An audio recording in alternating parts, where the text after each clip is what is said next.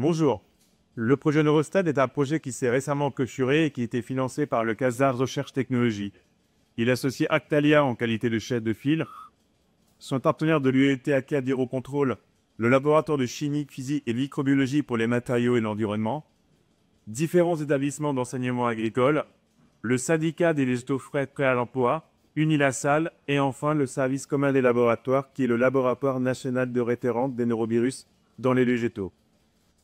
Ce programme de recherche avait pour objectif de mettre au point une méthode permettant d'estimer le danger à neurovirus dans les végétaux. Alors les neurovirus, ce sont les virus qui sont responsables des gastro-entérites hivernales. Ils sont composés d'une capside dans laquelle est emprisonné un génome viral.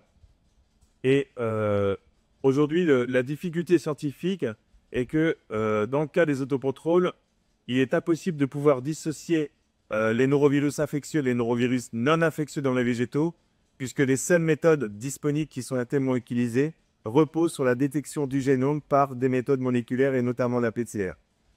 Face à ce verrou, l'ambition de ce programme était d'évaluer l'utilisation d'indicateurs viraux et notamment des bactériophages PECO pour estimer la présence de neurovirus infectieux dans les végétaux. Pour cela, nous avons analysé différents lots de salades, influencés ou non par une pollution fécale à travers la présence d'Escherichia coli. Au total, nous avons analysé environ 200 lots de salades. Ce qu'il a été montré, c'est que globalement, les salades sont faiblement contaminées par le génome du neurovirus, à hauteur d'environ 5-16%, mais uniquement pour les lots qui sont influencés par une pollution fécale, à travers la présence d'Escherichia coli, et aucune détection n'a été faite pour les lots qui étaient analysés de manière aléatoire. À côté de cela, nous avons recherché nos indicateurs viraux, donc d'un côté les bactériophages ARN spécifiques infectieux, dont leur intérêt a été prouvé pour estimer le danger à neurovirus dans les coquillages et notamment les huîtres, et de l'autre côté, les colipages somatides. Dans l'ensemble, les résultats ont montré que les bactériophages ARN-F spécifiques n'étaient pas adaptés pour estimer le danger à neurovirus dans les salades latifronières et les salades Tecniagam.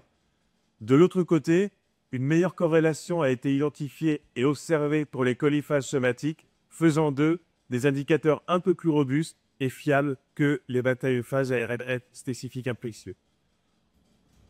En termes de conclusion, ce qu'il faut retenir, c'est que les salades sont globalement très peu contaminées par du génome de neurovirus.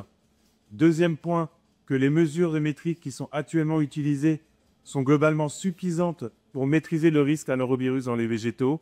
Et enfin, dernièrement, que les critères d'hygiène qui sont actuellement mis en place sont globalement satisfaisants pour piloter les lots qui sont mis sur le marché.